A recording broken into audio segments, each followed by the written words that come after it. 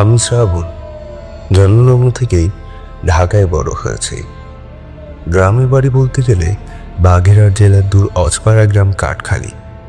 জন্মের পর বাবা মাকে নিয়ে একবারই গিয়েছি সেখানে, দাদুর মৃত্যুর পর। তারপর আর কখনো যাওয়া হয়ে ওঠেনি। আমার পড়াশুনো, বাবার ব্যবসা, ছোট বোনকে নিয়ে মায়ের ব্যস্ত সময়, আর গ্রামের চিন্তা যেন কারোর আসেই না। ঢাকায় 5 তলা একটা বাড়ি আমাদের। বেশ বিলাসবহুল জীবনযাপন আমার। ভার্সিটি, বন্ধু বান্ধবের আড্ডায় দিন কাটে। হঠাৎ একদিন বাবা এসে বলছেন দ্রুত সময়ের মধ্যে আমাকে গ্রামের বাড়ি যেতে হবে, বাবা মা সেখানে পরে আসবে। কারণ জিজ্ঞেস করাতে বাবা কোনো উত্তর না করেই বললেন, যা বললাম তাই করো, সম্ভব হলে কালই যাও। তোমার চাচাকে বলাই আছে, উনি তোমাকে বাগেরহাট রেল স্টেশন থেকে নিয়ে যাবে। এই বলে তিনি চলে গেলেন। আমি অগত্যা অনিচ্ছার সত্ত্বেও নিজেকে প্রস্তুত করে নিচ্ছিলাম সকাল 11টার ট্রেন ধরব বলে। সকাল 10:37। বাগেরহাটের উদ্দেশ্যে চলা ট্রেনে উঠে পড়লাম।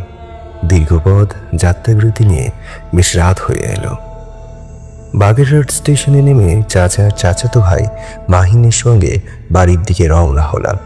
আগেই বলেছি গ্রামটা একটা অজপাড়া, রিক্সা ভানি এখানকার বাহন। আমরা 3 জন বিধায় ভ্যানে চড়েই যাত্রা শুরু করলাম। চারিদিকে শিয়াল ও অন্যান্য বন্যপ্রাণীর করুণ ডাকে শরীর এক হিমশীতল হয়ে আসে। মাহিন বলে উঠল, ভয় পাচ্ছ ভাইয়া? অপ্রস্তুত হয়ে বললাম, না না, তবে পরিবেশের সাথে অপরিচিত তো, তা একটু অন্যরকম অনুভূতি হচ্ছে, তেমন কোনো সমস্যা না। তারপর টুকটাক মাহিনের সাথে কথা বলতে বলতে 1 ঘন্টা পর বাড়ি এসে পৌঁছালাম। সকলের সাথে কথা বলতে বলতে রাতের খাবার খেয়ে শুতে শুতে প্রায় 2টো বেজে গেল। ক্লান্ত শরীর নিয়ে শুয়ে পড়তে ঘুম এসে গেল খুব তাড়াতাড়ি। ওদিন একটু বেলা করেই উঠলাম। সকালের নাস্তা শেষ করতে মাহিন এসে বলল, গঞ্জের হাটে যাবে? রবি আর বুধবার এই 2 দিন নাকি এখানে হাট বসে। বেশ, চলো তো হবে, যাওয়ার পথে গ্রাউন্ডটা একটু দেখা হয়ে যাবে, তাই তো? বলে রওনা হলাম। কাঁচা রাস্তায় ভ্যান এঁকে মেঁকে চলেছে। ক্ষণিক পথ পার হতে চোখে পড়ল একটা ঝুপড়ি বাড়িতে। এক জীর্ণ শীর্ণ বাড়িটি, তবে এর মাঝে বিশেষত্ব একটা মেয়ে। অপরূপ তার চেহারা। বিমোহিত হয়ে এক পলকেই চেয়ে রইলাম। হঠাৎ মহিন ব্যঙ্গস্বরে ডেকে বলল, শহুরের ছেলে কি গ্রামের সেই ভাঙা ঘর পছন্দ করলো নাকি? এই বলে সে ভীষণ হাসতে লাগলো। আমি কিছুটা অপ্রস্তুত হয়ে হাসলাম। হাটবাজার শেষে ফিরছিলাম। সেই বাড়ির কাছে আসতেই কিছুটা আড়ছোটে চেয়ে বাড়ি ফিরে এলাম। বিকেলে মাহিনদের এক ফুটবল খেলার আয়োজন ছিল। সেই খেলায় মাহিনদের দলই বিজয়ী হলো। খেলা শেষে মাহিন ও তার বন্ধুরা খেলায় জেতা নিয়ে উচ্ছ্বাস করতে করতে ফিরছিল। কিছু পর যে যার বাড়ি চলে গেল। তবে আমি সেই সকল দৃশ্য নিয়েই ভাবছিলাম। মাহিন ডেকে জিজ্ঞেস করল, ভাইয়া চুপ করে আছো যে, তোমার কি মন ভালো লাগছে না এখানে? উত্তরে বললাম, না রে, বেশ ভালোই তো লাগছে, গ্রামে প্রথমবার অনেক ভালো লাগছে। বলে চুপ হয়ে গেলাম। মাহিন রসিক সুরে আবার বলল, কি ভাইয়া, ভাঙা ঘরে কি মন আটকে গেছে নাকি? বলে খুব হাসল। আমি হেসে বললাম, তা কিছুটা ঠিক। আচ্ছা, কিছু বল না ওর ব্যাপারে। মাহিন বলতে শুরু করে, ওর নাম রাবেয়া। গ্রামের সুন্দরীদের মধ্যে সে একজন, বলতে পারো অন্যতম। বেশ ভদ্র ও নম্র, মেধাবীও আছে। গ্রামের হওয়া সত্ত্বেও ইন্টার শেষ করেছে এবার। মা নেই, তবে বাবার আদরের মেয়ে। মেয়েকে অনেক বড় করার স্বপ্ন তার বাবার। এমন গল্প বলতে বলতেই বাড়ি ফিরে এলাম দুজনে। পরদিন সকালে নিজে নিজে বেরিয়ে গেলাম গ্রাম বেড়াতে। তবে গন্তব্য ছিল রাবেয়া। হাঁটতে হাঁটতে চলে এলাম রাবেয়ারের বাড়ির সামনে। উঠোনে কাজ করছিল সে। খানিকটা দাঁড়িয়ে থাকলাম সেখানে।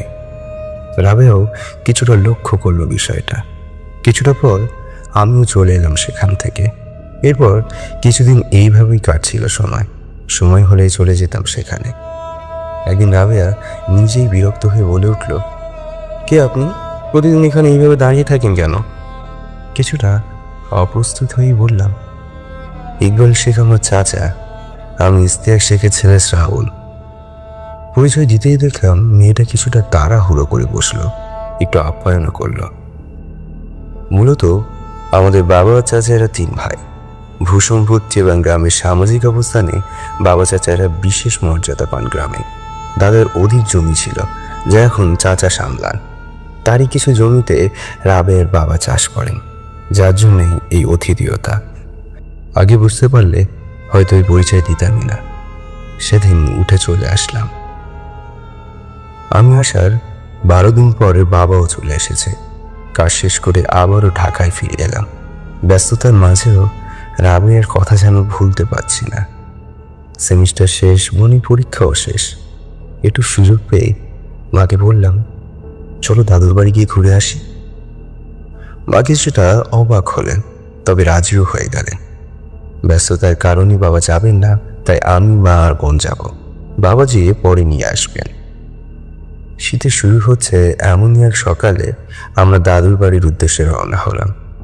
স্টেশন থেকে চাচার মাহিন নিয়ে যেতে আসলাম। তখন মাহিন বলল, ইয়া রাবেয়ার টানে ফিরে এলে বুঝি? আমি কিছু না বলেই হেসে উড়িয়ে দিলাম। পরদিন সকালেই রাবেয়ার বাড়ির সামনে হাজির। রাবেয়া দেখে সেই আগের ন্যায় ব্যস্ত হয়ে পড়ল। ব্যস্ততা দেখে বললাম, এত ব্যস্ত হওয়ার প্রয়োজন নেই ম্যাডাম, আমি তো প্রতিদিনই আসবো। এই কথা শুনে রাবেয়া কিছুটা লজ্জা পেল। তারপর কিছুদিন এইভাবেই তার সাথে সময় কাটতে লাগলো। ধীরে ধীরে দুজনের মাঝে এক অনুভূতি যা প্রেমে রূপান্তর হলো। গ্রামে খুব স্বল্প বাড়ি এবং বেশিরভাগ মানুষই মাঠে কাজ করে, যার জন্য ধরা খাওয়ার ব্যাপারটা এত সহজ ছিল না। কিন্তু মাহিন কিছুটা আঁচ করতে পেরে আমাকে রাবেয়া আর আমার মাঝের মধ্যে সম্পর্ক আছে কিনা তা জিজ্ঞেস করে। আমি স্বীকার করি। মাহিন তখন আমাকে সাবধান করে এবং বলে, মেয়েটার বড় সমস্যা হবে ভাইয়া। যদি গ্রামে জানাজানি হয়, ওর বাবাকে খুব খারাপ কিছু ভোগ করতে হতে পারে। আমি পাত্তা না দিয়ে ওকে চুপ করিয়ে দিলাম। বললাম, আরে যা হবে দেখা যাবে, তুই অত চাপ নিস না, আর আমি ওকে নিয়ে যথেষ্ট সিরিয়াস, বুঝলি তো? তারপর এইভাবেই দিন যাচ্ছিল। আমাদের সম্পর্ক ধীরে ধীরে গভীর হতে লাগলো। তবে আমার ঢাকায় ফেরার দিন ঘনিয়ে আসছে। এই শুনে রাবেয়া বেশ বিষণ্ণ হয়ে গেল। তাদেরকে আমি বললাম, আমি তোমায় ঢাকায় নিয়ে যাবো রাবেয়া। এক ভার্সিটিতেই পড়াশোনা করবো দুজন, পরে দুজন বিয়ে করে ফেলবো। এছাড়া নানান স্বপ্ন যে কল্পনায় নিজের সুদ গোছাতে থাকে। একদিন বাসায় ফিরে দেখি উঠান জুড়ে বেশ কিছুজন লোক। মা এবং চাচা বেশ ক্ষিপ্ত। মাহিন কিছু বলতে নিতেই চাচা মাহিনকে উচ্চস্বরে এক ধমক দেয় এবং ভিতরে যেতে বলে। কি হয়েছে জানতে চাইলে মা বলে কিছুই হয়নি। সেদিন বিকেলেই বাবা আসেন এবং খুব দ্রুতই সেই রাতেই ঢাকায় ফিরে আসি আমরা। এত দ্রুততার মাঝে আমি যেন এক মুহূর্তের জন্য থমকে গিয়েছিলাম। ঢাকায় এসে 2 দিন পর সন্ধ্যায় মাহিনের ফোন আসে এবং সে বলতে থাকে, ভাইয়া রাবেয়া নেই। কথাটা শুনেই কেমন জানি চারপাশ অন্ধকার হয়ে এলো। হঠাৎই যেন কানের কাছে কি ফিসফিস করে বলে উঠল, ওয়াদা ভঙ্গকারী। চমকে গিয়ে চারিপাশে দেখলাম, কই কেউ নেই তো। তাৎক্ষণিক বাসায় এসে ব্যাগ গুছিয়ে কিছু না বলে রাতে ট্রেনে চলে এলাম বাগেরহাট। মাহিনকে ভোরে স্টেশনে থাকতে বলেছিলাম, সেই মতোই সে স্টেশনে ছিল। এত ভোরে ভ্যান পাবো না, তাই নিজে নিজেই ভ্যান নিয়ে আসে সে। দ্রুত সময়ের মধ্যেই পৌঁছে গেলাম রাবেয়াদের বাড়ি। কুয়াশা ঘন পরিবেশ, উঠানে রাবেয়ার কাফন জড়ানো লাশ, নীরব নিস্তব্ধতা যেন ঘিরে রেখেছে চারিপাশে। 2-4 জন মানুষের আনাগোনা, কিছুই হয়নি এমন একটা পরিবেশ। হঠাৎ এক দমকা হাওয়ায় কাফনটা একটু সরে গেল মুখ থেকে। দৃষ্টি দিতে দেখলাম রক্তহীন ফ্যাকাশে মুখ তার। চোখগুলো ড্যাব ড্যাব করে যেন আমার দিকেই চেয়ে আছে আক্রোশে। জিভ ভিতর থেকে বেশ কিছুটা বেরিয়ে এসেছে। কি বিভৎস এক দৃশ্য! দেখতে না পেরে চোখ ফেরাতে মনে হলো পাশে কেউ নেই। ক্ষীণ স্বরে কে যেন ডাকছে, শ্রাবণ, কেমন করে পারলে আমাকে শেষ করে দিতে? আমি চারপাশ খুঁজতে লাগলাম। এ কি, পাশেই আছে রাবেয়া। কাফন পরাতেই কেমন বাতাসে চুলগুলো সব উঠছে, লাল দুটো চোখ, জিভ দিয়ে রক্ত ঝরছে, আর আমার দিকে চেয়ে এক ভৎসনার হাসি দিচ্ছে। সহ্য করতে না পেরে এক চিৎকার দিয়ে উঠতে মাহিন বলল, কি হয়েছে ভাইয়া? তারপর আমার আর কিছু মনে নেই। জ্ঞান ফিরতে দেখি আমি চাচার বাড়ি। মা পাশেই বসেই কাঁদছেন। সবাই চারপাশে ঘিরে রেখেছে আমার জ্ঞান ফেরার অপেক্ষায়। জানতে পারলাম ঠিক 2 দিন পর আমার জ্ঞান ফিরেছে। জ্ঞান ফেরায় সবাই কিছুটা শান্ত হলো। স্বাভাবিক হয়ে মাহিনের সাথে কথা বললাম, আর মাহিন যা বলল এতে আমার চিন্তা এক মুহূর্তের জন্য স্তব্ধ হয়ে গেল। তোমার ঢাকার ফেরার দিন রাতেই গ্রাম প্রধানের সঙ্গে মিলে এক সালিশ হয় রাবেয়া ও তার বাবাকে নিয়ে। সেখানে বাবা তাদের খুব অপমান করে এবং এক পর্যায়ে রাবেয়ার বাবাকে গ্রামের অধিকাংশ লোকের মাঝেই আঘাত করে বসে এবং রাবেয়ার চরিত্র নিয়েও বেশ কটাক্ষ করে কথা বলে। তারপর সামাজিকভাবেও তাদের এক ঘরে করে দেওয়া হয়। রাবেয়ার বাবার কাছে থেকে জমিও কেড়ে নেয়। এত কিছু সহ্য করতে না পেরেই হয়তো এই বলেই থামে মাহিন। আমি অপরাধ বোধহয় পরিবারের উপর খুব ক্রোধে ফুঁসে উঠেছিলাম, তবে বাপ চাচাদের কিছু বলবো তার সাহস হয়ে ওঠেনি। কিছুটা সুস্থ হয়ে পরদিন মাহিনকে সাথে নিয়ে রাবেয়াদের বাড়ি যায় ওর বাবার কাছে ক্ষমা ও সহানুভূতি জানাতে। কিন্তু শুনশান চারিপাশ, হুহু বাতাস, জীর্ণ শীর্ণ বাড়িটি দিনের আলোতেও যেন রাতের মতোই নিস্তব্ধতা নেমে এসেছে। কেউ নেই সেই বাড়িতে। মনে হচ্ছিল রাবেয়া নামের কারোর অস্তিত্ব এখানে কখনো ছিল না। গ্রামের কয়েকজনকে জিজ্ঞেস করলেও কেউ জানে না তারা কোথায়। অবশেষে একজনকে পেলাম যে সেদিন রাতে সেখানেই উপস্থিত ছিল। তাকে জিজ্ঞেস করলে সে বলে, সেদিন ছিলাম আমি। মায়ারা অনেক কষ্টে নিজেদের শেষ করিয়া দেশে। মাইয়া মরা বাপ বনের ধারে একটু মাটি পাই না এই গায়ে মায়াটারে কবর দিতে। আমি ওর চাচাতো ভাই শরীফ আর ওর বাপ চাচা গ্রামের জঙ্গলের কাছে কবর দিতে গেলে আপনার চাচা আর প্রধান আরও গ্রামের লোকজন না করিয়া দিছে। পরে এইখান থেকে ভ্যানে ওর বাপ এই লাশ নিয়ে কই গেছে কেউ জানে না। পরদিন ওর চাচা সব নিয়ে গ্রাম সাইডে চলে গেছে। এর থেকে বেশি আমি কিছু জানি না। কিন্তু এই বলেই লোকটা সেখান থেকে চলে গেল। কিসের কিন্তু? লোকটা আর কিছুই বলল না। লোকটা চোখেও যেন আমার জন্য জ্বলা ক্রোধ স্পষ্ট বুঝতে পারছিলাম, তবে সেরা দমিয়ে রেখেছিল আমার অবস্থান চিন্তা করে। তারপরে কয়েকদিন গ্রামে ছিলাম, আর সেই সময় রাবেয়ার পরিবারের খোঁজ নেওয়ার চেষ্টা করেও ব্যর্থ হচ্ছিলাম। সেই কয়েকদিন আমি সুস্থ স্বাভাবিকই ছিলাম, আর আমরা ঢাকাতে ফিরে আসি কিছুদিন পরে। ধীরে ধীরে নিজের ভিতরের অনুশোচনা কাটিয়ে ওঠার চেষ্টা করছিলাম। তবে ঘুমানোর পরে স্বপ্নে আসতো রাবেয়া। স্বপ্নে সেই সুন্দর রাবেয়াকে দেখতে পেতাম না, দেখতাম বিভৎস রাবেয়ার এক রূপ। স্বপ্নে এসে সে তাচ্ছিল্য নিয়ে হাসতো আর বলতো, তুই আমার জীবন কেড়েছিস, তোকে আমি ভালো থাকতে দেব না। আমি আটকে উঠতাম, কখনো কখনো চিৎকার করে উঠতাম খুব জোরে। বাবা মাকেও কত রাত জাগিয়ে রাখতাম, তো চোখ বুঝলে সেই একই দৃশ্য, সেই এক ভয়ানক সুর। ঘুম যেন আস্তে আস্তে চোখ থেকে সরে যাচ্ছিল। ধীরে ধীরে অসুস্থ হতে লাগলাম। বিভিন্ন ডাক্তার দেখালাম, মানসিক ডাক্তার দেখালাম, কত ওষুধ খাচ্ছি। কারো কারো পরামর্শে কত হুজুর কবিরাজ দেখানো হলো। কুসংস্কার ভেবে যা উড়িয়ে দিতাম সেই তাবিজ আংটি পানি খেলাম। কিন্তু মনে হচ্ছে রাবেয়া মৃত্যুর পর সেও শান্তিতে ঘুমায়নি। তার অভিশাপ মনে হয় আমাকেও ঘুমাতে দিচ্ছে না। তারপরের দিন চাচা বাগেরহাটের এক বড় হুজুরের ঠিকানা দিল। আমার শোচনীয় অবস্থা দেখে সেদিন বিকেলে আমরা রওনা হলাম গ্রামের বাড়ি। চাচা ও মাহিন আমার অবস্থা দেখে আঁটকে ওঠে। এ কি অবস্থা শ্রাবণ ভাইয়া তোমার? বলে উঠল মাহিন। পরদিন আমি, বাবা, চাচা ও মাহিন গিয়ে পৌঁছালাম হুজুরের বাড়ি। বেশ সম্মানিত তিনি। মানুষের আনাগোনা রয়েছে বিভিন্ন রুকিয়া কাজের জন্য। তার একজন ছাত্র এসে আমাদের একটি ঘরে বসালো। কিছুক্ষণ পর হুজুর আসেন। সবাই সালাম দিয়ে কুশল বিনিময় করেন। হুজুরের সাথে চাচার খুব ঘনিষ্ঠ সম্পর্ক তা তাদের কথাতে বুঝতে পারলাম। আমার দিকে চেয়ে হুজুর ভরসা দিয়ে সব শুরু থেকে বলতে বললেন। বলা শেষ করার পর হুজুর কিছুটা ভেবে বললেন, এই সমস্যা হয়তো তোমার চিন্তা থেকেই হচ্ছে, তবু দেখি কিছু বের করতে পারি কিনা। এই বলে তিনি আমাদের বসতে বলে ভিতরে চলে গেলেন। কিছু সময় পর এসে আমার উপর রুকিয়া করলেন, তবে আমার সাথে কোনো সমস্যা বের করতে পারলেন না। তখন হুজুর পরামর্শ দিলেন আমাকে বিয়ে দেওয়ার জন্য, আর সাথে কিছু পড়া তেল এবং কিছু আমল বলে দিলেন। সেদিন মতন আমরা চলে আসি। এরপর হুজুরের কথা মতন আমল করে চলতে লাগলাম।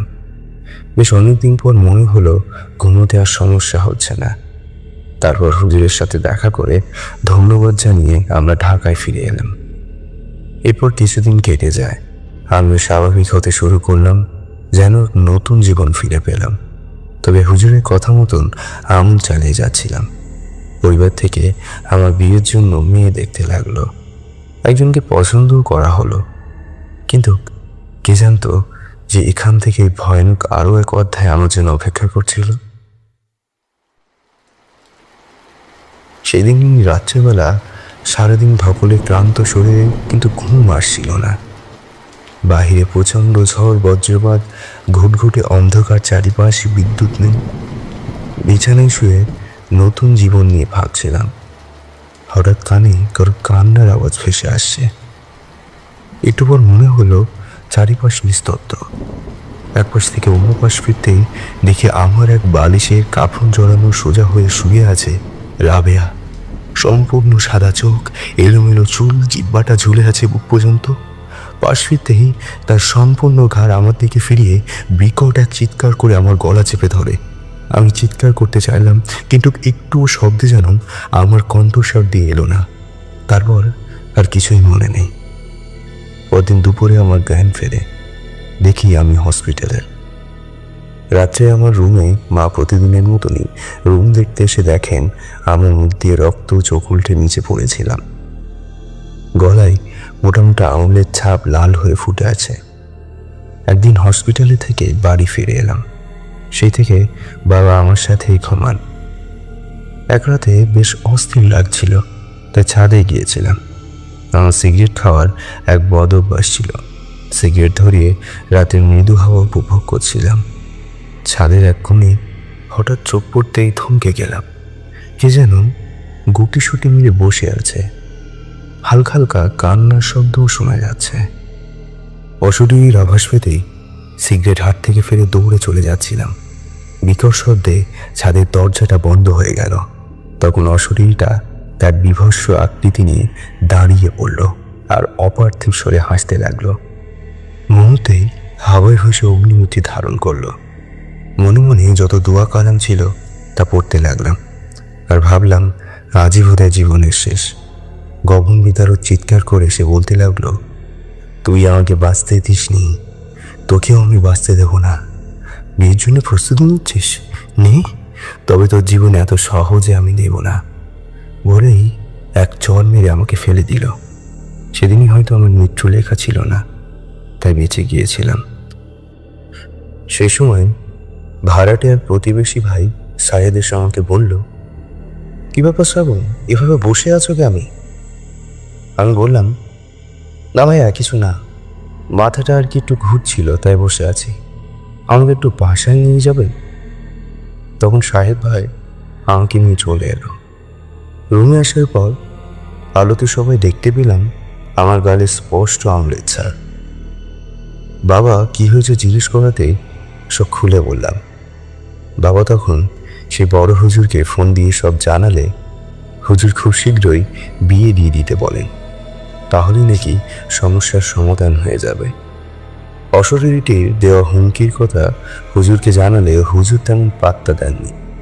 সেই কথা মতন বিয়ের দিনক্ষণ এগিয়ে পরবর্তী শুক্রবারেই আমার বিয়ের তারিখ ধার্য করা হয়। শুক্রবার দেখতে দেখতে বিয়ের সব আনুষ্ঠানিকতা শেষ হয়ে গেল। অতীতের তিক্ত অভিজ্ঞতা ভুলে নতুন জীবনে মন বসাতে হবে ভাবতে ভাবতে আমার রুমে চলে এলাম। লাল ডিম লাইটের আলোতে সজ্জিত বাসন ঘর, ফুল ছড়ানো খাটে লম্বা ঘুমটা দিয়ে বসে আছে আমার নব্য বিবাহিত স্ত্রী মেহেরিমা। অসম্ভব সুন্দর দেখতে তাকে, দুধে আলতা গায়ের গরম তার। কিন্তু এ কি, ফুফিয়ে ফুফিয়ে কাঁদছে কেন? পরক্ষণে ভাবলাম হয়তো পরিবারের জন্য মন খারাপ। ধীর পায়ে এগিয়ে গেলাম তার দিকে। কাঁদছ কেন তুমি? জিজ্ঞেস করতে না করতেই ঘোমটাটা তুলতে, কে এটা? ভয়ানক কালো চেহারা, চোখ দিয়ে রক্ত ঝরছে রাবিয়ার সে আত্মা। তখনই খাটে জোরে জোরে কাঁপতে শুরু করলো। চিৎকার দিয়ে খাটের একপাশে চলে এলাম। মুহূর্তেই বিকট শব্দে হি হি করে হেসে বলল, আমি সেই তোর স্ত্রী, যাকে বিয়ে করো স্বপ্ন দেখে সে অজপাড়া গায়ে রেখে এসেছিস। এই বলে রাবেয়া সে অতৃপ্ত আত্মা আমার দিকে এগিয়ে আসতে লাগলো। আমি চোখ বন্ধ করে ফেললাম। তখনই হাত ধরে ঝাঁকা দিয়ে কে যেন বলল, কি হয়েছে আপনার? রাবেয়া বলে চোখ মেলে দেখি, কোথায় রাবেয়া? কেমনি? সামনে দাঁড়িয়ে মেহেরিমা। বলল, কে রাবেয়া? তখনও রাবেয়ার বিভৎস্বরূপ দাঁড়িয়েছিল মেহেরিমার ঠিক পিছনে। আমি ভয়ার্ত চোখে তাকিয়ে বললাম, তোমার পেছনে? মেহেরিমা পিছনে ফিরে আশেপাশে দেখে বলল, কই, কেউ নেই তো এখানে। ততক্ষণে দেখলাম রাবেয়া হাওয়ায় মিলিয়ে গেল। বুঝতে পারলাম রাবেয়া এখন মেহেরিমাকে দেখা দেবে না। নিজেকে কিছুটা সামনে বললাম, না কিছু না, কোথায় ছিলে তুমি? উত্তরে মেহেরিমা বলল, ফ্রেশ হতে গিয়েছিলাম, আপনার চিৎকার শুনে ছুটে এলাম। আজ মেহেরিমার সাথে আমার প্রথম রাত। মেয়েটার এত সুন্দর রাত আমি আমার তিক্ত অবাস্তব জীবনের কথা জানি নষ্ট করতে চাইছিলাম না। মেহেরিমা নানান গল্পে বাসর জমিয়ে তুলতে চাইছিল, তবে আমি তখনও পর্যন্ত আতঙ্কিত হয়েছিলাম। মেহেরিমাও কিছুটা বিরক্ত হয়ে কিছুক্ষণ পর শুয়ে পড়েন। আমি তখনও বসে সেই বিকট হাসির শব্দই যেন শুনছিলাম। এইভাবে আমাদের বিবাহ সূচনার সুন্দর রাতটি রাবেয়া ভয়াত্ম রূপ অন্ধকারে মিলিয়ে দিয়ে গেল। আমি বেশ বুঝতে পারছিলাম যে রাবেয়ার অতৃপ্ত আত্মা আমাদের জীবনে এক বিষাদ বয়ে নিয়ে আসবে। বিয়ের পর কিছুদিন স্বাভাবিকভাবেই কাটতে লাগলো। সবাই ভাবতে থাকে হয়তো সব কিছুই স্বাভাবিক হয়ে গিয়েছে, তবে আমি স্বাভাবিক জীবনে ফিরতে পারছিলাম না। ভার্সিটি যাওয়া বন্ধ করে দিলাম। এত ঘটনার পর আমি পড়াশুনো চালিয়ে যেতে পারছিলাম না, তাই বাবার ব্যবসায় টুকটাক সময় দেওয়া শুরু করেছি। এভাবেই কেটে যায় 3টে মাস। বিয়ের পর কোথাও যাওয়া হয়নি, তাই নিজ গ্রামের বাড়ি আবার না চাইতেও মেহেরিমার জোরাজোরিতে যেতে হলো। এবার বেশ ভোর ভোর রওনা হয়েছিলাম, যাতে বিকেলের মধ্যেই বাগেরহাটে পৌঁছে যেতে পারি। বিকালেই পৌঁছালাম সেখানে। ভ্যানে আমি, মাহিন আর মেহেরিমা যাচ্ছিলাম। মেহেরিমা গ্রামের বিকেলটা বেশ উপভোগ করছিল। মাহিনও গ্রামের বিভিন্ন গল্প বলছিল, তবে আমি অন্যমনস্ক হয়ে বসেছিলাম। কালী সন্ধ্যা নেমে এসেছে। বেশ খানিকটা দূরে আসার পর ভ্যানের চাকাটি বিকট শব্দে ফেটে যায়। তখন যেন ধূপ করে আমার মনে এক অশনি সংকেত দিয়ে ওঠে। ঘোর কাটিয়ে দেখি ঠিক কিছুটা দূরে রাবেয়াদের ধ্বংসবিশেষ বাড়িটা দেখা যাচ্ছে। কোথাও থেকে হু হু করে এক গরম বাতাস গা হিম করে দিয়ে গেল। মাহিন ভ্যানওয়ালার সাথে থেকে চাকিটা ঠিক করতে সাহায্য করছিল। ভ্যান ঠিক হওয়ার পর হঠাৎ মাহিন চিৎকার করে বলল, ভাইয়া, ভাবি কোথায়? মাহিনের চিৎকার যেন আমার জ্ঞান ফেরে। আরে তাই তো, এই তো এখানেই তো ছিল, কোথায় গেল? মাহিরিমা? মাহিন, আমি আর ভ্যান চালক চাচা আমরা চারিদিকে খুঁজতে লাগলাম। খুঁজতে খুঁজতে মাহিন দাঁড়িয়ে ভয়ার্ত চোখে বলে উঠল, ভাইয়া, কড়াই গাছের সামনে দাঁড়িয়েছে, ওটা ভাবি না? চোপড়টি দেখি সেই কড়াই গাছটি, যেখানে রাবেয়া গলায় দড়ি দিয়ে নিজেকে শেষ করে দিয়েছিল। আর রাবেয়া নিজেকে শেষ করেছিল ঠিক এই কালী সন্ধ্যাতে। দৌড়ে যাই আমরা মেহেরিমার দিকে, কিন্তু কোথায় মেহেরিমা? ধীরে ধীরে আমাদের দিকে ঘাড় ঘুরে চেয়ে আছে। এ তো রাবেয়া, ধবধবে সাদা চোখ, হাওয়ায় এলোমেলো চুল, হি হি করে হেসে ওঠে আমাদের দিকে তাকিয়ে। তারপর আর কিছুই মনে নেই। জ্ঞান ফিরতে খোঁজ করতে লাগলাম, মেহেরিমা কোথায়, মাহিন কোথায়?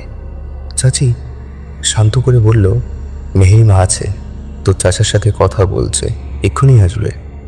জ্ঞান ফিরেছে শুনে চাচা ছুটে আসে, সাথে মেহেরিমাও। মেহেরিমাকে জড়িয়ে ধরে বললাম, ঠিক আছে তো, কোথায় গিয়েছিলে তুমি? এরপর মেহেরিমা বলল, তুমি যখন ভ্যান ঠিক করছিলে তখন দেখলাম একটা মেয়ে আমাকে হাতে ইশারা করে ডাকছে। আমি সেদিকেই গিয়েছিলাম, কিন্তু হঠাৎ তোমার মাহিনীর চিৎকার শুনে এসে দেখি তোমরা জ্ঞান হারিয়েছ। আর সেই মেয়েটিকেও খুঁজলাম, কিন্তু কোথাও পেলাম না। এই কথা শুনে চাচা চাচি বেশ চিন্তিত হয়ে পড়ে, যা তাদের চোখে স্পষ্ট ছিল।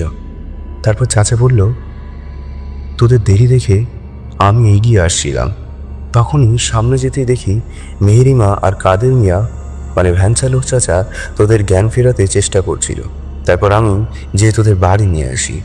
মেহেরিমা জিজ্ঞেস করে, কি হয়েছিল তোমাদের? আমি কিছু বলার আগেই চাচা থামিয়ে দিয়ে বললেন, অনেক দূর থেকে এসেছে তোমরা, ফ্রেশ হয়ে নাও, পরে এ নিয়ে কথা বলা যাবে আবার। বুঝতে পেরেছিলাম চাচা এখনই কিছু জানাতে চাচ্ছিল না মেহেরিমাকে। আমিও তাই কিছু বলিনি। মেহেরিমাকে নিয়ে চাচি অন্য ঘরে চলে যান। চাচা তখন কাছে এসে বসে। আমি জিজ্ঞেস করলাম, চাচা মাহিন কোথায়, ও কেমন আছে? মাহিনের জ্বর এসেছে বাবা, গ্রামের ডাক্তার এসে আমাদের দেখে গেছে বলে চাচা কিছুটা চুপ করে থাকেন। কি এক চিন্তায় যেন বিভোর হয়ে আছেন তিনি। তারপর আমি আর চাচা উঠে মাহিনের কাছে যাই। মাহিন গ্রামের সাহসী ছেলে হিসেবে পরিচিত, তবে এই ঘটনায় মাহিন তখনও বেশ আতঙ্কিত, যা ওর চোখ মুখে স্পষ্ট ফুটে উঠেছিল। আমরা পাশে গিয়ে বসতে মাহিন একদৃষ্টিতে আমার দিকে চেয়ে বলে, ভাইয়া, রাবিয়া হয়তো তোমার সাথে আমাকেও। বলা শেষ করার আগে চাচা ধমকের সাথে মাহিনকে থামিয়ে আমাদের জিজ্ঞেস করে, কি দেখেছিস তোরা? আমি বলতে শুরু করি বিস্তারিত পুরো ঘটনা। সবটা শুনে চাচা সাহস দিতে থাকেন। এই বলে যে অবঘাতী মৃত্যুতে জিনেরা সেই সকল জায়গায় দ্রাস করে নেয়, তবে ভয় নেই, আমি কালই হুজুরকে নিয়ে আসবো, উনি এসে ঝাড়ফুঁক করে গেলে সব ঠিক হয়ে যাবে। সেই রাতে আমি মাহিনার চাচা একসাথে আর মেহেরিমা চাচি অন্য ঘরে ঘুমায়, কিন্তু কারোর চোখে সে রাতে ঘুম ছিল না, ছিল এক বিভীষিকাময় অন্ধকার আর অশুভ চিন্তা। পরদিন চাচা হুজুরের সাথে গিয়ে দেখা করে হুজুরকে সাথে নিয়ে আসেন। মাহিনের জ্বর একটু কমেনি। সকলে ভাবতে থাকে হয়তো ভয় পেয়েছে তাই জ্বর কমছে না। হুজুর এসে ভালো করে দোয়া পড়ে আমাদের শরীর বন্ধ করে দিয়ে যান এবং কিছু পরামর্শ দিয়ে যান সাথে। রাবিয়ার মৃত্যুর পর মূলত সেই রাস্তাটা একটা নির্জন কবরস্থানে রূপান্তরিত হয়েছিল। অনেকেই সে রাস্তায় ভয় পেয়েছে, তাই লোকজনও সে রাস্তায় পারতপক্ষে যায় না। আমরা সেই রাস্তায় আসছিলাম, তাই হয়তো কোনো খারাপ অশরীরই আমাদের ভয় দেখিয়েছে। তবে কে জানতো এই ঘটনা শুধু ভয়ের নয়, ছিল এক প্রতিশোধের আনন্দ। মাহিনী জ্বর ধীরে ধীরে তীব্র আকার ধারণ করে। খাওয়া দাওয়া একদম ছেড়ে দেয় সে, শরীরে একদম শুকিয়ে যায়, যেন কেউ তার সমস্ত শরীরের রক্ত শুষে নিয়েছে। কথা একদম বন্ধ করে দেয়। মাহিন শুধু উপরে তাকিয়ে থাকে আর হঠাৎ হঠাৎ করে বলতে থাকে, আমাকে ক্ষমা করো, আমি কিছু করিনি। কি দেখছে জানতে চাইলে সে আবার নিঃস্ব হয়ে যায়। এইভাবে কেটে যায় আরও 2 দিন। ঘুরতে এসে যেন তাদের জন্য এক অভিশাপ নিয়ে এসেছি, এইভাবে নিজেকে দোষারোপ করছিলাম। সেদিনই ঠিক কালই সন্ধ্যা হঠাৎ মাহিন তীব্র চিৎকার শুরু করে। ক্ষণে ক্ষণে রক্ত বমি করতে থাকে। ধীরে ধীরে ওর চেহারায় বিভৎস হতে থাকে। একসময় চোখ মুখ কান দিয়ে রক্ত পড়তে পড়তে মাহিন শেষ নিঃশ্বাস ত্যাগ করে। হাসপাতালে নেওয়ার সময়টুকু পাওয়া যায়নি। বাড়ি জুড়ে শুরু হয় সুখের মাতম। আমি স্তব্ধ হয়ে মাহিনীর লাশের থেকে খানিক দূরে দাঁড়িয়ে থাকি। তীব্র সুরে কাঁদতে চাইলেও কান্না যেন আসছিল না। খবর পেতেই পরদিন সকালেই বাবা মা চলে আসেন। বাবাকে জড়িয়ে কাঁদতে শুরু করি। সব দোষ আমার বলতে থাকি। বাবা সান্ত্বনা দিতে থাকেন। মাইনের দাফন কাফন শেষ হলো। চাচু একটু পরপরই জ্ঞান হারাচ্ছিল। মেহেরিমার মা চাচিকে সামলাচ্ছিল। চাচাও বাড়ির দালানে বসে আছেন, সাথে বাবাও। একমাত্র ছেলে তাদের, কি নিয়ে বাঁচবে তারা? নিজেকে আত্মধিক্ষার দিচ্ছি না। তাদের এমন কষ্টের জন্য আমি দায়ী। এই ভেবে ছাদে এসে একাই দাঁড়িয়ে থাকি। হঠাৎ কানের কাছে ফিসফিস করে কে যেন বলে ওঠে, আমি তোর অভিশাপ, তোকে শান্তি আমি দেব না। দ্রুত চারিপাশে দেখি, রাগে ক্ষোভে চিৎকার করে বলতে থাকি, দোষ আমার, আমাকে শেষ কর। কেন ঋণীহদের শান্তি দিচ্ছিস তুই? কিন্তু কোনো উত্তর আসে না। হি হি শব্দে শুধু একটা হাসির আওয়াজ শুনতে পাই। পরদিন সকালে চাচা আমাদের ডেকে বলেন, এ আমার পাপের ফল। কাল রাত্রে স্বপ্নে এক অবয়ব এসে বলেছিল যে রাবেয়া মৃত্যুর জন্য আমরা গ্রামবাসী দায়ী। বিশেষ করে আমি। রাবেয়ার বাবা মেয়ে হারানোর সুখ কীভাবে পাচ্ছে তার অনুভব করতেই আমার ছেলেকে, এই বলে কাঁদতে থাকেন চাচা। বাবা মা চাচাকে সান্ত্বনা দিতে থাকেন। বিবাহের পর প্রথম ভ্রমণ আমাদের জন্য ছিল জীবনের আমাবস্যার অন্ধকারের মতন, যার বিভীষিকাময় স্মৃতি চিরজীবন আমাদের ভীত করে তুলবে। মেহেরিমা হয়তো আর কখনোই বলবে না, চলো কোথাও যে ঘুরে আসি। তো সেদিন মেহেরিমা রাবেয়াদের বাড়িতে কার ডাকে সাড়া দিয়েছিল। আমাদের শরীর ছুঁয়ে সেই গরম হাওয়া মাহিনকে তো ঘিরে নিয়েছে। আমাদের জন্য তবে কি অপেক্ষা করছে? এক ভয়ালো শোকার্ত অবস্থায় এই সকল প্রশ্ন নিয়ে আমরা ঢাকায় ফিরে আসি। ঢাকা ফিরেই যে যার মতন ব্যস্ত জীবন শুরু করি। বাবা তার ব্যবসা, আমিও বাবার ব্যবসায় সাহায্য। মেহেরিমা টুকটাক মায়ের সঙ্গে থেকে সংসার জীবন গুছিয়ে নিচ্ছে। তবে মাহিনের মৃত্যুর বিষয়টা আমি ঠিক ভুলতে পারছিলাম না। এক সন্ধ্যায় বাসায় ডেম সরাসরি রুমে চলে যায়। ফ্রেশ হয়ে বারান্দায় মন খারাপ করে বসেছিলাম। সন্ধ্যার ক্লান্তি দূর করতে আমি মেহেরিমা প্রতিদিন বারান্দায় বসে চা খাই, কিছুটা গল্পও করি। প্রত্যেক দিনের ন্যায় মেহেরিমা এসে কিছুটা কর্কশ কণ্ঠে বলে ওঠে, চা দেব? আমি কিছুটা অবাক হয়ে হ্যাঁ সূচক মাথা নাড়লাম। অবাক হয়েছে কারণ গত 6 মাসে মেহেরিমা আমার সঙ্গে এইরকম আচরণ করে কথা বলেনি। বারান্দায় দাঁড়িয়ে থাকলে পেছন দিক থেকে জড়িয়ে বেশ আলতো কণ্ঠে জিজ্ঞেস করে, কিন্তু আজ এইভাবে বলার কারণ? পরক্ষণে ভাবলাম আজ তার কোনো কারণ হয়তো মন খারাপ, তাই এইভাবে হয়তো বলেছে। মুহূর্তে 1 কাপ চা নিয়ে হাজির মেহেরিমা। আবার কিছুটা অবাক হলাম। জিজ্ঞেস করলাম, 1 কাপ কেন? তুমি খাবে না? সে কোনো উত্তর দিল না। ভাবলাম মন মেজাজ ভালো নেই, তাই হয়তো খাবে না। চায়ে চুমুক দিয়ে দুজনে বসেছিলাম। জিজ্ঞেস করি, মেজাজ খারাপ কেন? আবার কোনো উত্তর নেই। তাই আমি টুকটাক কথা বলছি, কিন্তু মেহেরিমা এক আক্রোশ চোখে অপলক চেয়ে আছে। আমি একটু হতবাক হলাম। কোনো কথা নেই, কিছু জিজ্ঞেস করলে উত্তর দিচ্ছে না, এভাবে চেয়ে আছে কারণ কি? কিছু বলতে যাব তখন কে যেন বলে উঠল, কখন এসেছ? মনিরা খালা চা করে দিয়েছে? পিছনে চেয়ে দেখি মেহেরিমা। হঠাৎ চোখ ফিরে পাশে দেখি কেউ নেই। বিশ্রী এক দুর্গন্ধ চায়ের কাপ থেকে বোধহয় ছড়িয়েছে। গন্ধে মেহেরিমা বলল, এই এত দুর্গন্ধ কিসের?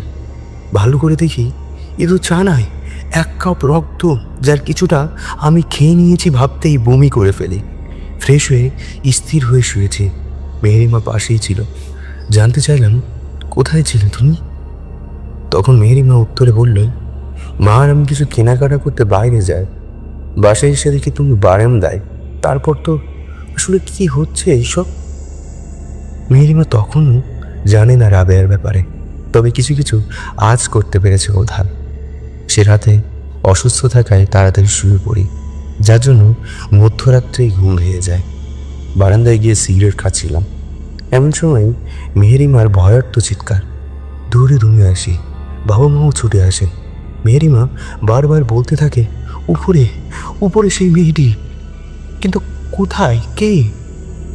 তবে আমাদের সবার মনের কোণেই ভয়ের আভাস ফুটে ওঠে। এবারও কি তবে মেহেরিমার সাথে? একটু শান্ত করে জিজ্ঞেস করলাম, কোন মেয়েটি? ওপরে তো কিছুই নেই। তখন মেহেরিমা বলে, সেদিন গ্রামে যে মেয়েটাকে দেখেছি সে। তুমি পাশে নেই তাই উঠে দেখতে চাইছিলাম কোথায় আছো। চোখ মিলে উপরে তাকাতেই দেখি সিলিংয়ের সাথে দড়িতে ঝুলছে সেই মেয়েটি, পচা গল মুখায়াব, জিব্বা যেন এক হাত ঝুলে আছে, তা দিয়ে রক্ত বেয়ে পড়ছে, আর ভয়ানক চোখে চেয়ে আছে আমার দিকে। এই বলে জড়িয়ে কাঁদতে থাকি মেহেরিমা। সবার মুখে তখন এক আতঙ্ক স্পষ্ট ফুটে ওঠে। বুঝতে পারলাম এটা ছিল রাবেয়া। সেদিন গ্রামে শরীরে স্পর্শ করা গরম হাওয়া যে ভয়ের সংকেত দিয়েছিল, ঠিক তাই হয়তো ঘটতে চলেছে। পরের দিন স্থানীয় মসজিদের হুজুর এসে আমাদের বাড়িটা দোয়ার মাধ্যমে বন্ধ করে দিয়েছেন, কিন্তু তাতেও খুব বেশি কিছু হলো না। সেদিন বিকালে এক প্রতিবেশী আন্টি হৃদরোগে আক্রান্ত হয়ে মৃত্যুবরণ করে। রাত 10টার দিকে তার জানাজা দাফন শেষ করে বাসায় ফিরে খাওয়া দাওয়া শেষে শুয়ে পড়ি। মাঝরাতে দেখি মেহেরিমা কোনো এক জঙ্গলের কবর থেকে রাবেয়ার লাশ তুলে তার বুক ছিঁড়ে অঙ্গ প্রত্যঙ্গ চিবিয়ে খাচ্ছে। ডাক দিতেই রাবেয়া ও মেহেরিমা দুজনই এক ভয়ঙ্কর চেহারা নিয়ে ঘুরে তাকায়। মেহেরিমার পুরো মুখ ছুটে রক্ত টপ টপ করে পড়ছে, আর আমার দিকে ফিরে রাবেয়া খিলখিল করে হেসে উঠল। এদিকেই ধরপড় করে ঘুম থেকে জেগে উঠি। এমন বিভিন্ন স্বপ্ন দেখে আমার রাত পার হয়, কিন্তু ঘুম থেকে উঠে মেহেরিমাকে পাশে দেখলাম না। তখন আমার শরীরের সব রক্ত যেন হীন হয়ে গেল। খানিকটা পরে মাঝখানে রুম থেকে কারো যেন ফিস ফিস আওয়াজ কথা ভেসে আসছে। দৌড়ে গিয়ে দেখি মেহেরিমা দড়ি নিয়ে ফাঁস দিতে যাচ্ছে, আর সামনের রাবেয়া দাঁড়িয়ে তৃপ্তির হাসি হাসছে। এক উটকো গন্ধ চারিপাশে রাবেয়ার দেহের পচা গলা অংশ থেকেই যেন আসছে। হঠাৎ আমাকে দেখেই এক ভয়ালো আত্মচিৎকার দিয়েই আমার দিকে ধেয়ে আসে সে, তবে মুহূর্ত এসে যেন কোথায় মিশিয়ে যায়। ততক্ষণে বাবা মাও ছুটে আসে। মেহেরিমা অজ্ঞান হয়ে লুটে পড়ে মাটিতে। পুরো ঘটনার এক বিভীষিকাময় বর্ণনা শুনে বাবা তখনই চাচাকে ফোন দেয়, আর এই কয়েকদিনে ঘটে যাওয়া সকল ঘটনা খুলে বলেন। চাচা চিন্তিত স্বরে বলে, পরদিনই সেই বড় হুজুরকে নিয়ে আসবে আমাদের বাসায়। কিছুক্ষণ পর মেহেরিমার জ্ঞান ফিরতেই সে আমাকে দেখে উচ্চ স্বরে চিৎকার শুরু করে, আর আমাকে দেখিয়ে বলতে থাকে আমি নাকি তাকে মেরে ফেলতে চেয়েছি। এই কথা শুনে আমরা সবাই হতবাক হয়ে যায়। ধীরে ধীরে মেহেরিমার চোখ লাল হয়ে যায়, শরীর ঠান্ডা হয়ে ফ্যাকাশে হতে থাকে, যেন এক ফোঁটাও রক্ত তার মাঝে আর নেই। ভারী কণ্ঠে তখন বলতে শুরু করে, আমার মৃত্যুর জন্য তুই দায়ী, তোর জীবনের কাউকেই আমি বাঁচতে দেব না। এই বলে মেহেরিমা আবার জ্ঞান হারায়। সেই রাত্রি আমাদের কারোরই আর ঘুম হলো না। পরদিন দুপুরে চাচা হুজুরকে নিয়ে আমাদের বাড়িতে এসে পৌঁছান। দুপুরের খাবার শেষে কিছুক্ষণ বিশ্রাম নিয়ে হুজুর তার প্রক্রিয়া শুরু করেন। বেশ খানিকটা পর হুজুর বলেন, এখানে কোনো সমস্যা নেই, সমস্যা যেখান থেকে শুরু হয়েছে সেখানেই যেয়ে তার সমাধান খুঁজতে হবে। আজকেই যেতে হবে, কারণ এক রাতে এখন অনেক কিছু হয়ে যেতে পারে। অর্থাৎ সেই অভিশপ্ত গ্রাম আবার সেখানেই যেতে হবে ভেবেই আমার আত্মা খাঁচা ছাড়া হয়ে যায়। কোনো উপায় না দেখে সেদিন বিকেলেই রওনা হয়ে গেলাম। পৌঁছাতে পৌঁছাতে বেশ রাত হয়ে এসেছিল। কাদের চাচা তার ভ্যান নিয়ে আমাদের জন্য অপেক্ষা করছিলেন। আমরা ভ্যানে উঠে রওনা হলাম চাচার বাড়ির উদ্দেশ্যে। নিশির প্রাণীগুলো নানা শব্দে মনে হচ্ছিল কোনো এক ভয়ানক ঘটনার আভাস দিয়ে যাচ্ছিল। চারিদিকে কেউ নেই। হঠাৎ মনে হলো দূর থেকে আমাদের লক্ষ্য করে কেউ এগিয়ে আসছিল।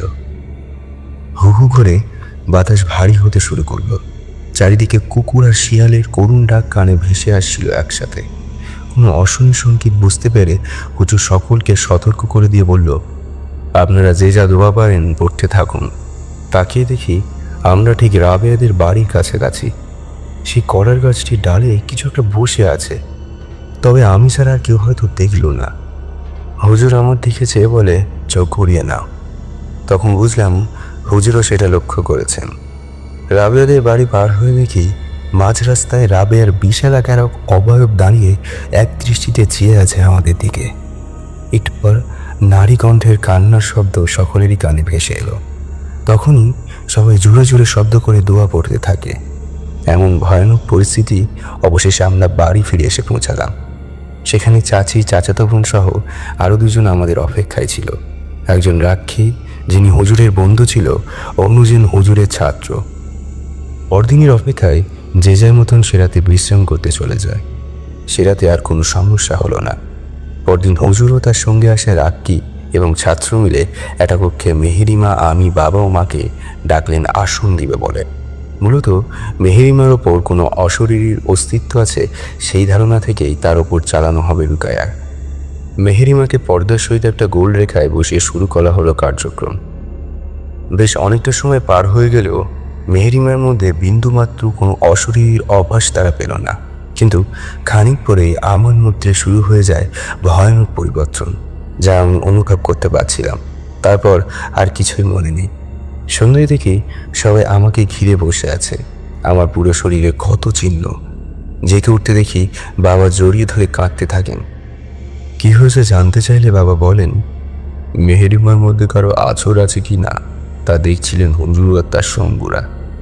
তবে কিছুক্ষণের মধ্যেই তুমি অস্বাভাবিকভাবে কাঁপতে শুরু করো, আর হঠাৎ গম্ভীর গলায় হুজুরকে থাম বলে চিৎকার করে ওঠো। তাকাতেই সবাই আতঙ্কিত হয়ে যায়।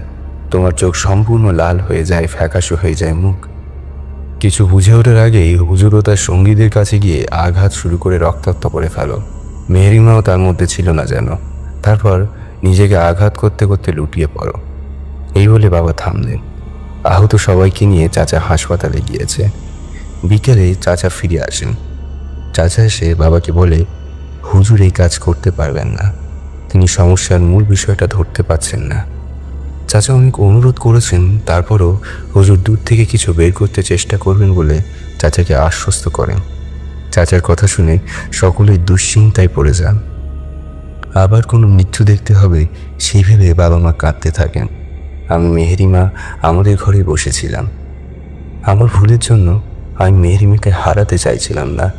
হুজুর বাড়ি বন্ধ করে যাওয়াতে কয়েকদিন কিছুটা স্বাভাবিকভাবে দিন কেটে গেল। একদিন বিকেলে হঠাৎ মেহেরিমাকে খুঁজে পাওয়া যাচ্ছিল না। সবাই বিচলিত হয়ে ওকে খুঁজতে শুরু করি। এক পর্যায়ে গ্রামের অনেকে মিলে খুঁজতে থাকি। বিকেল পেরিয়ে সন্ধ্যা হয়ে যায়। ঠিক তখনই আমাদের গ্রামের পুরনো কবরস্থানে মেহেরিমাকে অস্বাভাবিক অবস্থায় পাওয়া যায়, যেখানে মাহিনকে কবর দেওয়া হয়েছিল। মেহেরিমা মাহিনের কবর খুঁড়ে লাশ বের করছিল। এই অবস্থাতেই মেহেরিমাকে গ্রামের ইমাম সহ কয়েকজন মিলে তাকে সেইখান থেকে নিয়ে আসে। ওর এই অবস্থা দেখে আমি নিজেকে আটকে রাখতে পারিনি, অঝরে কেঁদে ফেলি। পরদিন সকালে বাবা আর চাচা আবার সেই বড় হুজুরের কাছে যান এবং আগের দিনের ঘটা সব বলেন। হুজুর জানায় বেশ কিছুদিন ধরেই নানাভাবে খোঁজ খবর নিয়েছেন, তবে তখন সময় হয়ে ওঠেনি সবটা জানানো। তবে যা ঘটেছে তা বড় ভয়ানক এক জাদুর আশ্রয় হয়েছে, আর সেইটা খুঁজে বের করতে রাবেয়ার চাচা এবং বাবাকে খুঁজে বের করতে হবে। প্রতিনিয়তই আমাদের বাড়ির চারিপাশে জাদুর কাজ করে বেরিয়ে চলেছে, যেটা আটকানো ছাড়া কোনো কিছু করা সম্ভব না। নয়তো আমার জীবনের সাথে যারাই জড়িত সকলেই ভয়ে ভয়ে পরিণামে ভোগ করতে হবে। অনেক আকুতির পরেও হুজুর আর কিছুই জানালেন না, শুধু রাবেয়ার বাবা চাচাকে খুঁজে বের করতে বললেন। কিন্তু কে করছে এসব? বাবা চাচা আবারও হতাশ আর একগ্রাস দুশ্চিন্তা নিয়ে ফিরে আসে। শুরু হয় রাবেয়ার বাবা ও চাচার খোঁজ। আশেপাশের কয়েক গ্রাম খুঁজে ফেলা হয়, কিন্তু তাদের কোনো খবর কেউ দিতে পারে না। তবে আমি আর মাহিন একবার যার কাছ থেকে খবর নিয়েছিলাম রাবেয়ার ব্যাপারে, তাকে আমাদের বাড়ির আশেপাশে মাঝে মধ্যেই দেখতে পেতাম। তাকেও কয়েকবার জিজ্ঞেস করেছি। সে সেই আগের মতনই রাগান্বিত চোখে উত্তর দেয়, জানি না। এইভাবে খুঁজতে খুঁজতে গ্রামে সে ভ্যান চালক চাচার খোঁজ পায় যে রাবেয়ার লাশ ও তার বাবা চাচা এবং চাচাতো ভাইকে নিয়ে গিয়েছিল। তাকে জিজ্ঞেস করলাম কোন গ্রামে রেখে এসেছিল তাদের, কিন্তু সে রাতের আঁধারের পথ খুব একটা মনে করতে পারেনি। সে আরও বলে যে রাবেয়ার চাচাতো ভাই নাকি এখনও আমাদের গ্রামেই আছে এবং আমি নাকি তার সঙ্গে কয়েকবার কথাও বলেছি, সেটাও উনি দেখেছেন। কিন্তু কিভাবে সম্ভব?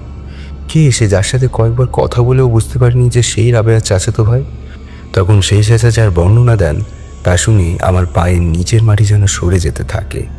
সে আর কেউ নয়, যার কাছ থেকে শুরু থেকে আমরা খবর নিয়েছি, যে নিজেকে গ্রামের একজন বলে পরিচয় দিয়েছে, আসলে সেই হলো রাবেয়ার চাচাতো ভাই শরীফ। ভ্যান চালক চাচার কথা শুনে তখনই আমি বাড়ির দিকে ছুটতে থাকি, তবে তাকে আর খুঁজে পেলাম না। হতাশ হয়ে বাড়ি ফিরে আসি। উঠোনে বসেছিলেন সেই বড় হুজুর এবং তার সাথে আরও একজন বয়স্ক লোক আর বাবা চাচা। সেই লোকটির পরিচয় তিনি বড় হুজুরের মামা, নাম হামিদ, নানা ধরনের অশরীরী সমস্যার সমাধান করেছেন, তাই হুজুর ওনাকে নিয়ে আসেন। আমি আসতেই তিনি বলে উঠলেন, মূল সমস্যাটা আসলে তোমার মাধ্যমেই হচ্ছে। রক্তপান করেছিলে, তাই না? প্রশ্নটা শুনে আমি বেশ অবাক হয়েছি, কারণ সেই ঘটনা ঢাকায় আমার বাড়িতে ঘটেছে। যেই বিকালে আমার চায়ের বোতলে কিছু রক্ত খেয়ে ফেলেছিলাম, আর সেটা মেহেরিমা ছাড়া কেউই জানে না। আমি স্বাভাবিকভাবে হ্যাঁ সূচক মাথা নাড়লাম আর ওনাকে প্রশ্ন করলাম, আপনি জানেন কি করে? সেটা তো ঢাকায় আমার বাড়িতে ঘটেছে। তিনি মুচকি হেসে বললেন, আমি জানি, তোমাকে দেখে সেটা বুঝতে পেরেছি, কারণ তুমি তাকে নিয়ে ঘুরে বেড়াচ্ছ যাকে তুমি দূরে রাখতে চাও। উপস্থিত কেউ কিছু বুঝলাম না। তখন তিনি বলতে শুরু করেন সমস্যার শুরু থেকে। যেদিন মেয়েটা মারা যায় সেদিন সে ছিল ঋতুগত অবস্থায়। সেদিন তুমি তাকে দেখতে গিয়েছিলে তোমার ভাই মাহিনকে নিয়ে। সেদিন তুমি রাবেয়া যে রূপ দেখেছ সেটাও চাচার জন্য, কারণ ওর চাচাও একজন কবিরাজ, তবে খুব বেশি কিছু জানেন না। সেদিন মূলত রাবেয়ার সাথে এই কারিঞ্জিনকে তোমার বিরুদ্ধে চালান করে দেয়, আর তোমার ভাই মাহিন তোমার সাথে থাকতে ওর উপরেও সেই অশরীরটি নজর পড়ে যায়। গ্রামের রাবেয়ার কবর দিতে না পেরে রাবেয়ার বাবা ও চাচা আরও ক্ষিপ্ত হয়ে ওঠে। তারা গ্রাম ছেড়ে অন্য গ্রামে যায় আর রাবেয়াকে কবর না দিয়েই পৌঁছায় এক তান্ত্রিকের কাছে। সেই তান্ত্রিক পৃথিবীর সব থেকে নোংরা সেই জাদু রয়েছে তার একটা বেছে নেয়, সেটাই হচ্ছে মাসিকের রক্ত ব্যবহৃত করে। পরদিন রাবেয়ার চাচাতো ভাই মূলত ওদেরই বাড়ি এসেছিল তারই খোঁজে যে রাবেয়ার ঋতুগত অবস্থায় ব্যবহৃত কিছু পাওয়া যায় কিনা, আর সে সেটা পেয়েও যায়। সেই রাতে রাবেয়াকে দাফন করা হয়, আর সেই সাথে মাটি চাপা দেওয়া হয় সেই রক্ত দিয়ে করা কালো জাদুর সকল কিছু। আর সেদিন থেকে শুরু পায় তোমার সাথে নানা রকম ঘটনা। ধীরে ধীরে তোমাদের জীবনের কাছের মানুষ তোমাকে সাহায্য করবে এমনই সকলকেই মেরে ফেলে। তারপর তোমার মৃত্যু। মূলত তোমাকে সেই কষ্ট ভোগ করেই মারাই ছিল তার উদ্দেশ্য। যার দরুন তোমার ভাই প্রথম আর এখন মেহেরিমা। সেদিন তুমি রক্ত হিসেবে যা খেয়েছো তা এই জাদুরই এক অংশ। এই জন্য এখনও রাবেয়ার অতৃপ্ত সেই আত্মা তোমার সাথেই তোমাদের বাড়িতেই যে বন্ধনী দিয়েছিল তা মূলত তুমি নিজেই ভেঙে ফেলেছ, তবে সেটা তোমাকেই দিয়ে করানো হয়েছে। এই বলেই তিনি এক দীর্ঘশ্বাস ফেললেন। পুরো ঘটনাটি শুনে আমরা সকলে স্তব্ধ হয়ে যায়। বাবা জানতে চাইলেন, এর থেকেই কোনো উপায় পাওয়া যায় না বাবা? বয়স্ক লোকটা জানান, হ্যাঁ, সেটা একমাত্র রাবেয়ার কবর খুঁজে বের করতে হবে, আর সেই জাদু সকল কিছু নষ্ট করে ফেলতে হবে। তবে শ্রাবণ কিছুতেই তার আশেপাশে থাকতে পারবে না, কারণ ওর মাধ্যমেই তো অসম্ভব হয়ে যেতে পারে। তাই যা করার আপনাদেরই করতে হবে। কিন্তু কোথায় পাবো সেই কবর? তখন আমি বললাম, শরীফের মাধ্যমে। শরীফ আমাদের বাড়ির চারিপাশে প্রতিদিন লক্ষ্য রাখে। কাল যদি আসে তখন তার থেকেই জানা যাবে। চাচা পরদিন বাড়ির চারিদিকে কিছুটা দূরত্বে লোক পাহারায় বসান যাতে শরীফকে ধরা যায়, তবে সেদিন তাকে আর দেখা পাওয়া যায়নি। এইভাবে কেটে যায় 2 দিন। হুজুরের মামার কথায় আমাকে সম্পূর্ণ আলাদা রাখা হয় সবার থেকে, কারণ যত অনিষ্ট তা আমার মাধ্যমে করানো হচ্ছিল। 2 দিন পর একজন আমাদের বাড়ির চারিপাশে ঘুরতে থাকে আর কিছু বস্তু উঠতে রাখতে থাকে। তখনই তাকে ধরা হয়। বাড়ির ভিতরে নিয়ে আসতেই নিশ্চিত হই সেটাই হচ্ছে শরীফ। চাচা প্রচণ্ড রাগান্বিত হয়ে তাকে আঘাত করতে থাকে।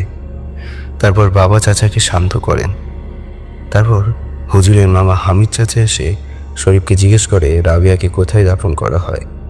শরীফ প্রথমে বলতে না চাইলেও মারের ভয়ে পরবর্তীতে সেই গ্রামে নিয়ে যাওয়ার জন্য রাজি হয়।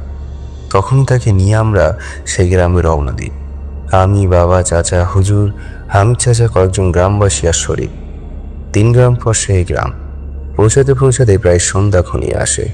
আমরা সন্ধ্যার আগেই পৌঁছাতে চেয়েছিলাম, কারণ সেই সময়তে অশরীরটা প্রকট হয়। অবশেষে আমরা রাবেয়ার কবরের সামনে এসে যাই। চারিদিকে এক ঘুমট নিস্তব্ধতা।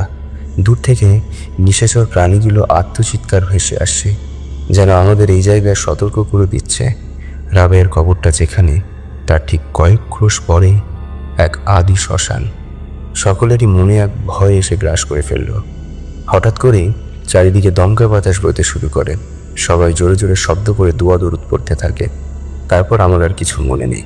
পরের অংশটুকু বাবার কাছ থেকে শোনা। বলছেন বাবা, চারিদিকের ঝড়ের মতন বাতাস হঠাৎ করে বন্ধ হয়ে যায়, কিন্তু তারপর থেকে তোকে খুঁজে পাওয়া যাচ্ছিল না। এই পরিস্থিতিতে আমরা তোকে খুঁজতে শুরু করি। হুজুরের মামা জাদুর সকল কিছু আগে নষ্ট করতে হবে, বেশি দেরি হলে হয়তো শ্রাবণকে আর জীবনে নাও পেতে পারো। তখন তিনি কিছু লোকেদের রাবেয়ার কবর খুঁজতে বলেন। হুজুর আর তার মামা জাদুর জিনিসগুলো খুঁজে দোয়ার মাধ্যমে সেসব নষ্ট করার প্রক্রিয়া শুরু করে। তখন চারিপাশ থেকে এক বিভৎস হাসির আবার কান্নার আবার ভেসে আসতে শুরু করে। আমরা সকলে ভয় পেয়ে যাই। কিছু লোকজন দৌড়ে পালিয়ে যায়। তখন আমি ও তো চাচা রাবেয়ার কবর খুঁজতে শুরু করি।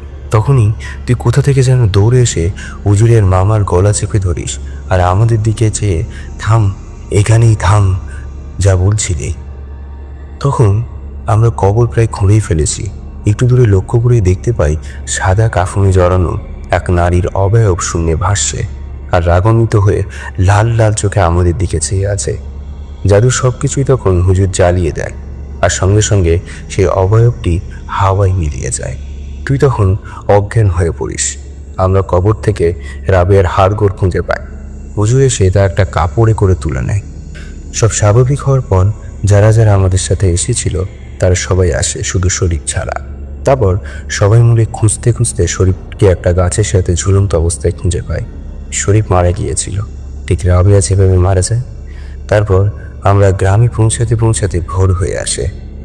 হামিদ চাচার কথায় রাবেয়া শরীফকে আমাদের কবরস্থানে দাফন করি, যাতে আর অন্য কোনো রকম অনিষ্ট কেউ করতে না পারে। তুই তখনও অজ্ঞান, তাই তোকে ঝাড়ফুঁক করে তিনি বলেন বিপদ কেটে গেছে, আশা করি আর কোনো সমস্যা নেই। তারপর তারা চলে যান।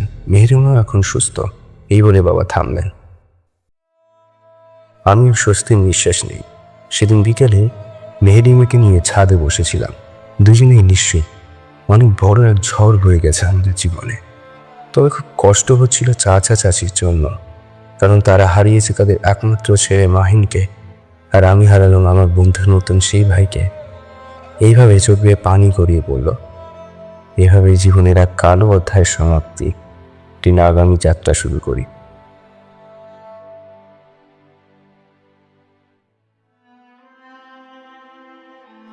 থ্যাঙ্কস আ লট পুরো ঘটনাটা শোনার জন্য। আশা করছি ভালো লেগেছে। অবশ্যই ফিডব্যাক